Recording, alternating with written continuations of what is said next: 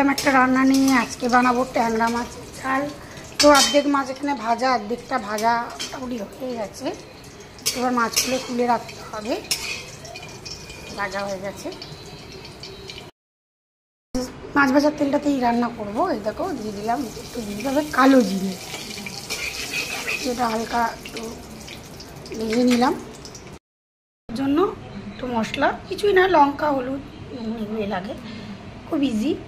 দিয়ে দিতে হবে একটা চামচের মতো লঙ্কার গুঁড়ো, ঝাল যেটা যেমন খায় তেমন। আর একটু দিলাম। এবার দিতে হবে একটু কাশ্মীরি লঙ্কার গুঁড়ো, দিলাম একটুখানি হলুদ গুঁড়ো। এবার এটা একটু জল দিয়ে গুলে নেবো মশলাটা। গুলে নিয়েছি, এবার এর মধ্যে দিয়ে দিতে হবে কালো জিরে ফোড়নটার মধ্যে একটু নাড়বো। এটার মধ্যে স্বাদ মতো লবণ দিয়ে দিতে হবে, দিয়ে একটু ভালো করে নাড়িয়ে নিতে হবে। পরিমাণ মতো জল অ্যাড করতে হবে। মশলাটা হয়ে গেছে কষা, জল দিয়ে দিলাম। গ্রেভিটা ফুটতে দিতে হবে, ফুটুক গ্রেভিটা ততক্ষণ। মাছের ঝালে দেবো, তো একটু বেটে নেব, বেটে নিতে হবে।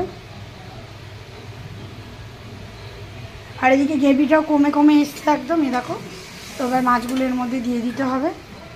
মাছগুলো দিয়ে দিলাম, দিয়ে ফুটিয়ে নেবো।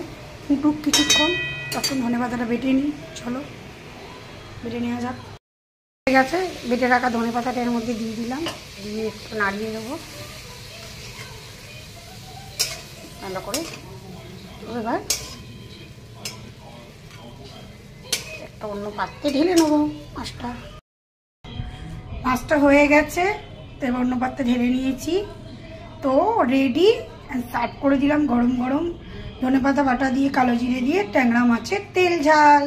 তোমরা অবশ্যই একবার করো, দারুণ লাগে খেতে। এর সাথে শুধু ভাত আর কিছুই লাগবে না। টাটা। আর ভালো লাগলে ভিডিওটা লাইক কমেন্ট, পেজটা ফলো করতে কিন্তু ভুলো না।